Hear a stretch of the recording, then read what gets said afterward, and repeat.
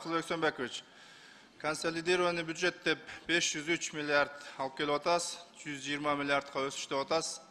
Бул өтө чоң цифралар, быйылкы жылындагы аткарылбай калганын билебиз. Ийгилик каалайбыз, эми ошо туура прогноз кылып алып келсеңиздер жакшы болот. Экинчи окууда дагы сунуштарыбызды беребиз. Биринчи суроом, мына административдик территориалдык реформа деп айтып кеттиңиз, баштадык, жүрүп баштады деп атасыздар. Ушуга улай, мына Ош шаарына реформа керек болуп атат да, ошол территориальный. Ош шаарынын территориясы мына сыртынан караган менен шаардын өзүнүн территориясы Кара суунун территориясына кичине болуп кетти да, айланасында Кара суунун айылдары толуп кетти. Еще баягында анклавдары дагы бар.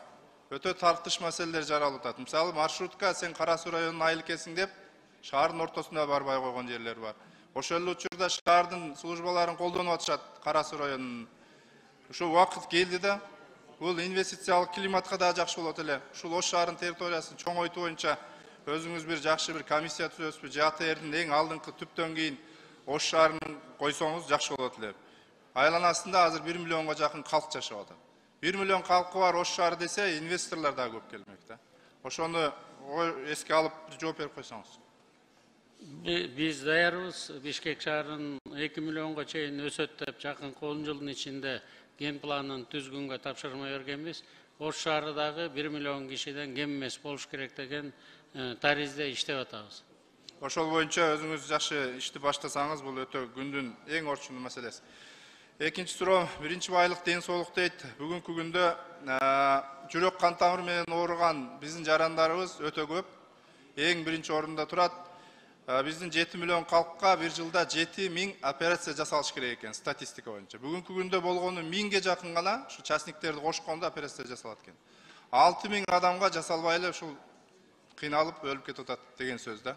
Ошон үчүн ушул тармакка чоң көңүл бөлсөңүз, Ош шаарына ушул кардиохирургический чоң центр ачсаңыздар, Бишкекке ушундай бир программаңызга киргизиңчи. Элибиз кыйналып кетти. Туура 54% азыркы өлүмдөр ушу жүрөк ооруларынан болуп атат. Азыркы этапта кардиология институтунун директору америкалык 2-3 чоң компания менен сүйлөшүүлөрдү жүргүзүп бүтүп калды. $200 өзү стенд экен, анан ошо стендти коюш үчүн одноразовый механизмдерде $200 болот экен.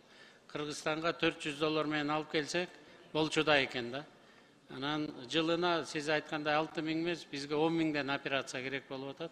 Ошонун үстүндө иштеп атабыз. Ошол операционный кардиохирургия тармагына көбүрөөк көңүл бөлсөк, көп адамдардын өмүрүн сактайбыз. Ошол менен улай эле мына Жалал Абадта түштүк аймактык жүрөк кан тамыр хирургия силимий борбору бар. Ушул 10 жылдан бери бүтпөй келет. Быйыл 20 миллионго жакын былтыр бердиңиздер окшойт. Дагы 100 миллион требут этет да, зданиялары бар, бүтпөй турат. Ушуну бюджетке киргизип коюңуздарчы. Барбы бюджетте, отурабы? Азыр 20 больницанын ордун тактап атабыз, чоң-чоң шаарларда. Ошонун баарына дагы акча издейбиз. Школ менен больницаларга акчабызды аябайбыз. Кийинки акыркы суроом аграр тармак боюнча, мына биздин тери жүн иштетүү боюнча бир чоң ишканалар керек да, ушул боюнча бар программада. Азыр ошонун үстүндө Бакыт Эргешевич иштеп атат. Жүн боюнча алектенген бизнесмендер кредит алгандардын баарын чогултту. Бир эки эле цехыбыз бар экен, кара жүндү жууй турган. Алардын да кожоюндар менен сүйлөшүп атат. Эми алардын сүйлөшүүлөрүнө майнап чыкпаса, анда өзүбүз сатып келип коебуз.